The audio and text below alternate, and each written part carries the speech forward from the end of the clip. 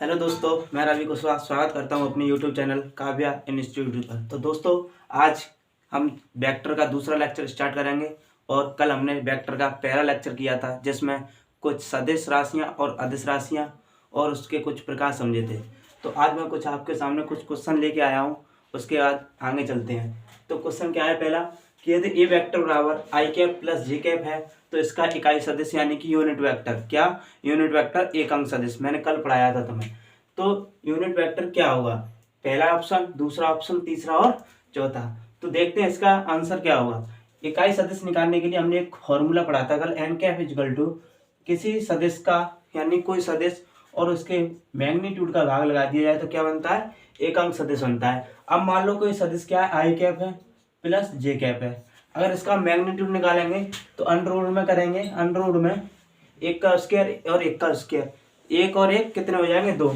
तो आंसर क्या होगा, दो। क्या ये वाला ऑप्शन देखो कौन सा है, सी नंबर। क्या है, सी नंबर। Answer clear.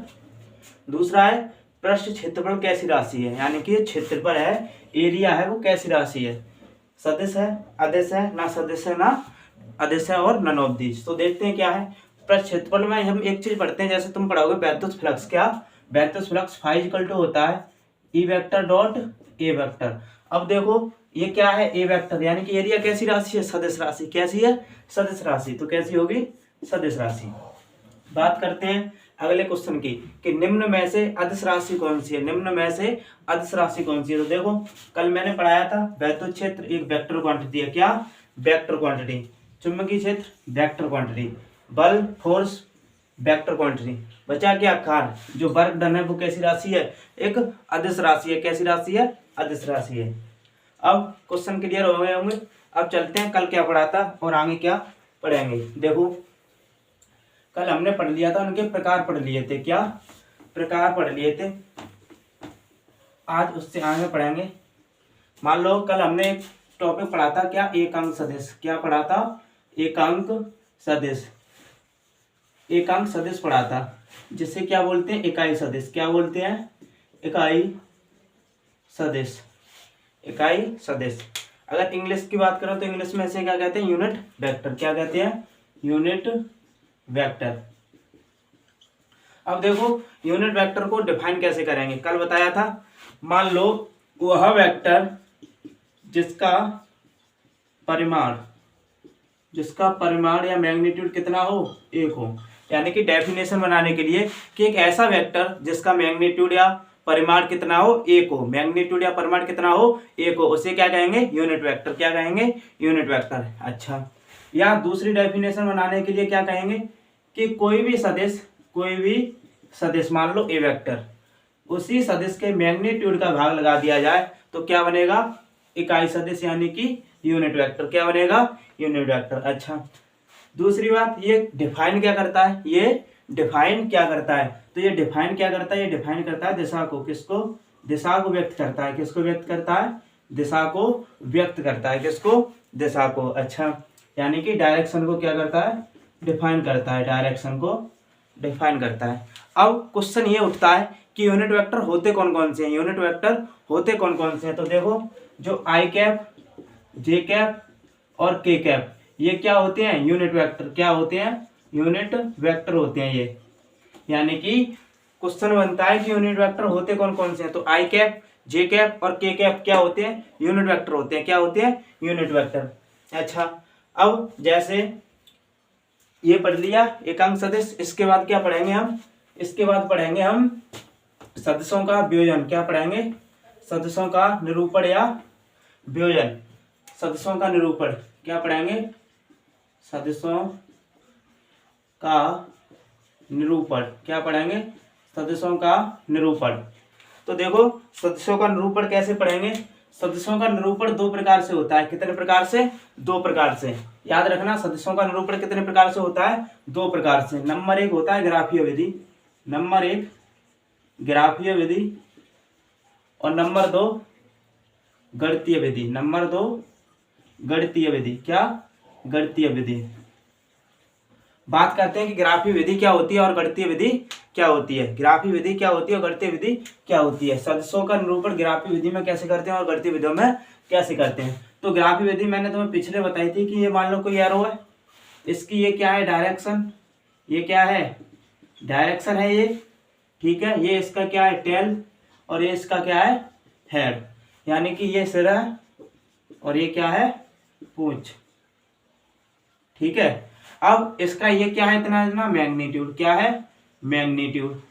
तो ये तो होगी इसकी ग्राफी विधि, क्या सदिश को समझने के लिए क्या हुई ग्राफी विधि। अच्छा गणितीय विधि क्या होती है, क्या गणितीय विधि क्या होती है। तो देखो मान लो कि ए वेक्टर हमारा एक वेक्टर है क्या ए इक्वल टू, मान लो A equal to A I cap plus B J cap plus C K cap, इतना है, ठीक है। अब हमें इसका मैग्नीट्यूड निकालना है, क्या निकालेंगे मैग्नीट्यूड। मैग्नीट्यूड निकालने के लिए मॉड लगा देते हैं, क्या मॉड लगा देते हैं, mod equal to magnitude under root में निकालेंगे, किसमें अंडररूट में, कैसे पहली संख्या जिसके यानी कि आई के जो कोफिशिएंट में है उसका क्या स्क्वायर यानी कि ए का स्क्वायर, जे के कोफिशिएंट बी का स्क्वायर प्लस के का सी का स्क्वायर, यानी कि जो इसका मैग्नीट्यूड निकलेगा वो कितना निकलेगा A cap equal to A square plus B square plus C square.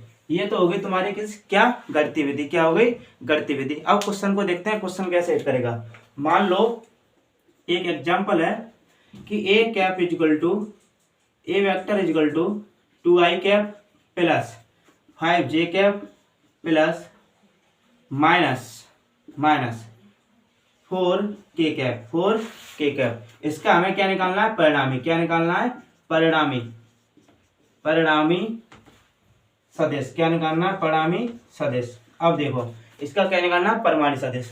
तो परिमाणी यानी मैग्नीट्यूड निकालना है, मैग्नीट्यूड निकालने के लिए क्या करेंगे 2 का स्क्वायर प्लस 5 का स्क्वायर प्लस -4 का होल स्क्वायर। अच्छा कितना हुआ 2 का स्क्वायर 4 प्लस 5 का स्क्वायर 25 प्लस 4 का स्क्वायर 16, कितना हुआ 16 4 20 और 5 25 और 20 कितना हुए 45, कितना अंडररूट में 45, कितना हुआ 45। अब देखो ये इसका क्या हुआ मैग्नीट्यूड, आंसर क्लियर। अब चलते हैं आगे। एक नोट पॉइंट होता है, क्या एक नोट पॉइंट होता है कि मान लो एग्जाम में कुछ समझ में आता है, कोई सदिश है कि कोई सदिश में यदि ऋणात्मक चिन्ह से, क्या ऋणात्मक चिन्ह से गुणा करा दिया जाए, गुणा करा दें तो उसका परिणामी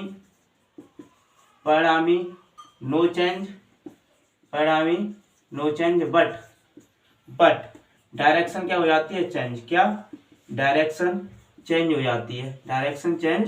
हो जाती है। कैसे देखते हैं, इस नोट पॉइंट का कारण क्या है, क्या नोट पॉइंट का कारण क्या है। तो देखते हैं, इसको हटा दें पहले।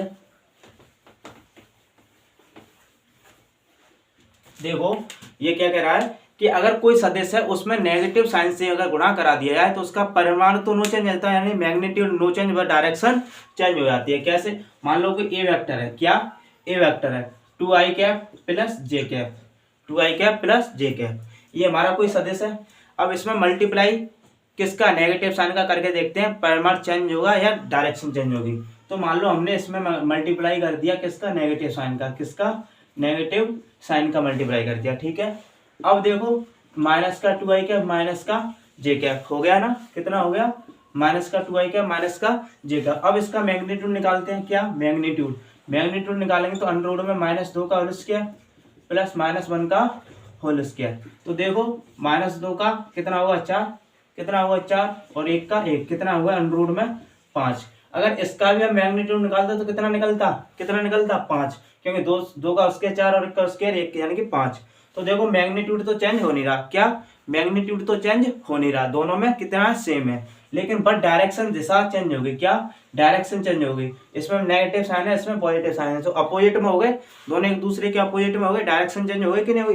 तो बस वही कह रहा है नोट पॉइंट, कोई सदिश में अगर नेगेटिव साइन से मल्टीप्लाई करा दिया जाए तो मैग्नीट्यूड नो चेंज रहता है लेकिन डायरेक्शन चेंज हो जाती है, क्या डायरेक्शन चेंज हो जाती है। अच्छा आगे देखते हैं। अब सदिशों के निरूपण में हम एक टॉपिक पढ़ेंगे, क्या सदिशों का योग, क्या पढ़ेंगे सदिशों का योग, क्या पढ़ेंगे सदिशों का योग। अच्छा, सदस्यों का योग कैसे होते हैं? जो सदस्यों का योग होता है वो भी दो प्रकार से होता है। कितने प्रकार के? दो प्रकार से। कैसे? नंबर एक ग्राफीय विधि, ग्राफीय विधि, और नंबर दो क्या होती है? गणितीय विधि। क्या?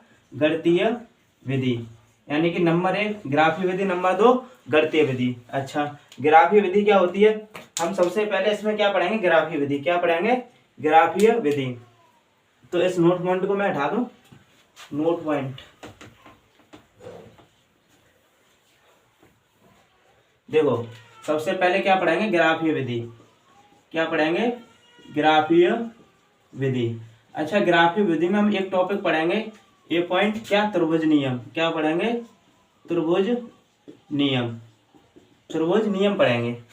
अब त्रिभुज नियम में सदिश के योग को कैसे डिफाइन किया गया है? मान लो कोई त्रिभुज नियम में, मान लो कि ये कोई ए वेक्टर है। क्या? A vector. ये कोई क्या है? B vector. अगर हम इसका परिणामी निकालेंगे, क्या? मैग्नीट्यूड निकालेंगे, तो मान लो ये इधर आ रहा है, ये इधर आ रहा है। अब देखो, और ये इधर आ रहा है। इसे चित्र से भी एक क्वेश्चन बनता है, डायरेक्शन इधर आ रही है, इधर आ रही है, जो अपोजिट होता है, यानी कि ये इधर आ रहा है, ये इधर आ रहा है, ये इसको इधर जाना चाहिए, बट किधर आ रहा है? उल्टा आ रहा है ना। तो उल्टा आ रहा है, वो इसका क्या होता है? मैग्नीट्यूड। क्या होता है? मैग्नीट्यूड। अब मैग्नीट्यूड को कैसे डिफाइन करेंगे? कैसे डिफाइन करेंगे? मैग्नीट्यूड को मान लो कोई आर है। क्या है? आर वेक्टर, यानी कि इसका परिणामी है। तो परिणामी निकालने के लिए त्रिभुज के नियम में क्या होता है? सदस्यों का योग, यानी कि परिणामी equal to A vector plus B vector. ये हो गया इसका सदस्यों का योग, यानी कि दो सदस्यों को जोड़ने के लिए A vector plus B vector. But लेकिन जो सदस्यों का योग है, जो सदस्यों का योग है, R equal to A vector plus B vector equal to B vector plus A vector, यानी कि जो सदस्यों का योग है उसको हम ऐसे लिख सकते हैं। क्यों लिख सकते हैं? क्योंकि जो सदस्यों का योग होता है वो क्रम विनिमय नियम को लागू करता है, यानी कि क्रम विनिमय नियम को क्या करता है? लागू करता है। यानी कि जो सदस्यों का योग है वो क्रम विनिमय नियम को पालन करता है या लागू करता है। इतना क्लियर? क्लियर। अब देखो, मान लो मैं आपको एक क्वेश्चन देता हूं कि A vector equal to I cap plus J cap plus K cap, B vector equal to I cap plus 2j cap plus 0 K cap का योग बताओ। क्या? योग बताओ। तो योग बताने के लिए A vector plus B vector equal to I, और आई कितने? 2i वेक्टर प्लस जे और 2j 3j कैप प्लस के और 0 के, यानी कि के कैप। ये क्या हो गया? इसका क्या हो गया? योग। क्या हो गया? योग। अब हम दूसरी विधि देखेंगे। क्या? दूसरी विधि हमने अभी बताई थी, गणितीय विधि। क्या? गणितीय विधि। गणितीय विधि को कैसे देखते हैं? मान लो, इतना क्लियर? गणितीय विधि को नंबर दो गणितीय विधि, नंबर दो गणितीय विधि। क्या? गणितीय विधि। गणितीय विधि को देखेंगे कैसे। मान लो गणितीय विधि में हम देखते हैं कि ए वेक्टर नंबर 1 दो सदस्यों के लिए। क्या? दो सदस्यों के लिए, यानी कि दो सदिश अगर थीटा कोण पर झुके हों, थीटा कोण पर हो, तो इनका परिणामी। क्या? परिणामी यानी कि मैग्नीट्यूड। क्या? परिणामी यानी कि मैग्नीट्यूड। तो देखो कैसे निकालेंगे परिणामी और इनका मैग्नीट्यूड। एक मिनट।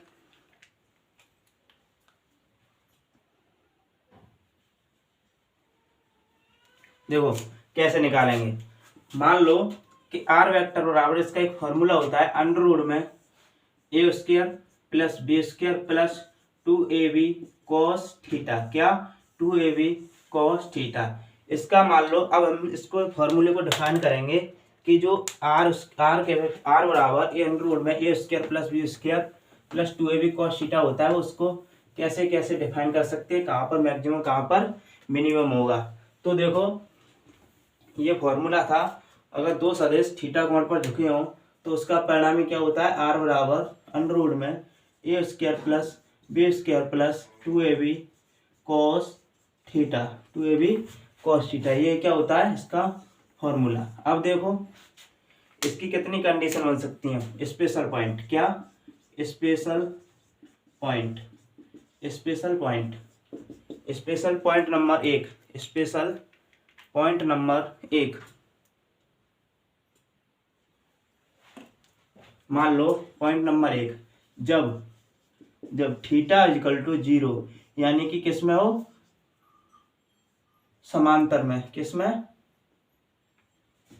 समांतर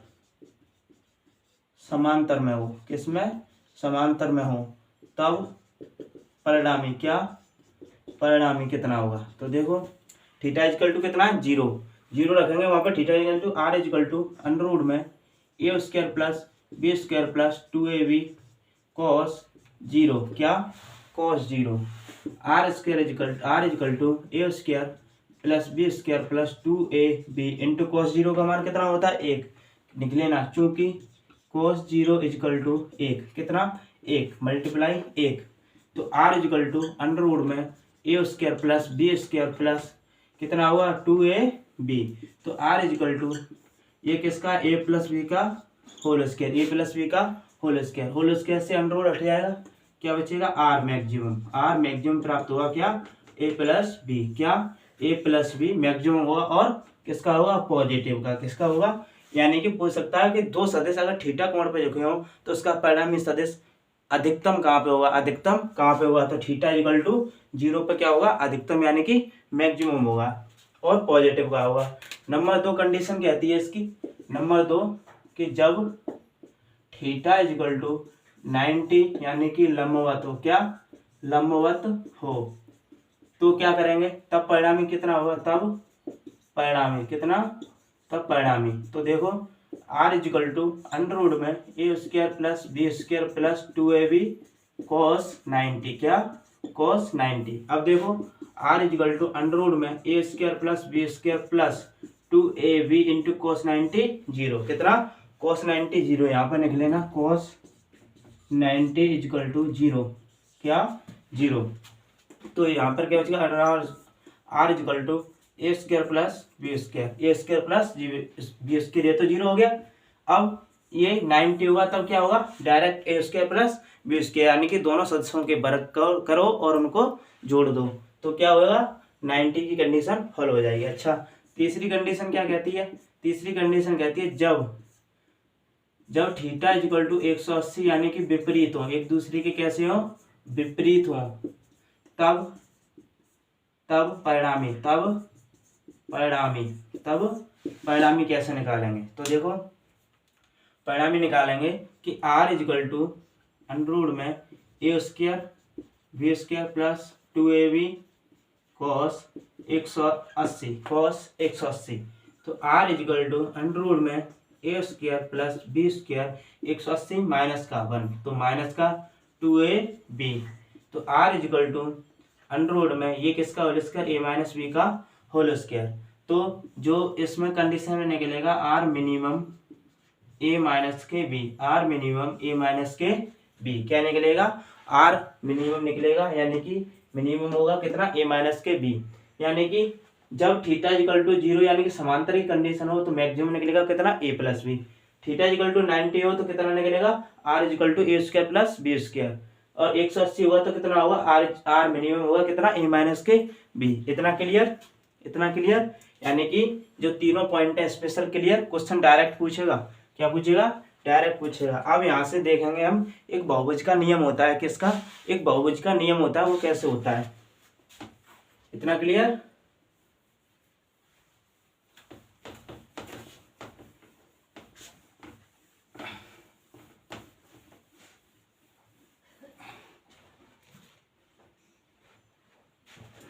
देखो बहुभुज का नियम कैसे होता है,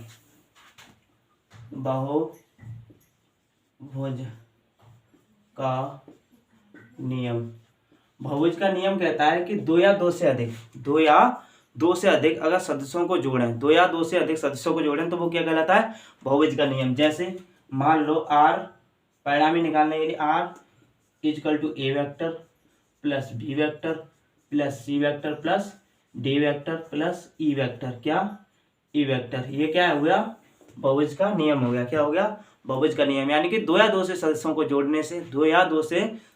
को जोड़ने पर जो नियम प्राप्त होता है या जो परिणामी होगा वो किस में होगा, बहुभुज के नियम में। किस में होगा, बहुभुज के नियम में। अब देखो, अब हम क्या पढ़ाएंगे, अब एक होता है डॉट प्रोडक्ट। क्या होता है, डॉट प्रोडक्ट और क्रॉस प्रोडक्ट, यानी कि सदिश गुणन और अदिश गुणन। सदिश गुणन और अदिश गुणन। तो आज जो पढ़ाएंगे, अब हम स्टार्ट करेंगे वो किसको करेंगे, सदिश गुणन को। तो सदिश गुणन को हम कल की वीडियो में स्टार्ट करेंगे। किसकी में, कल की वीडियो में। आज एक दो क्वेश्चन ले लेते हैं। क्या, एक दो क्वेश्चन।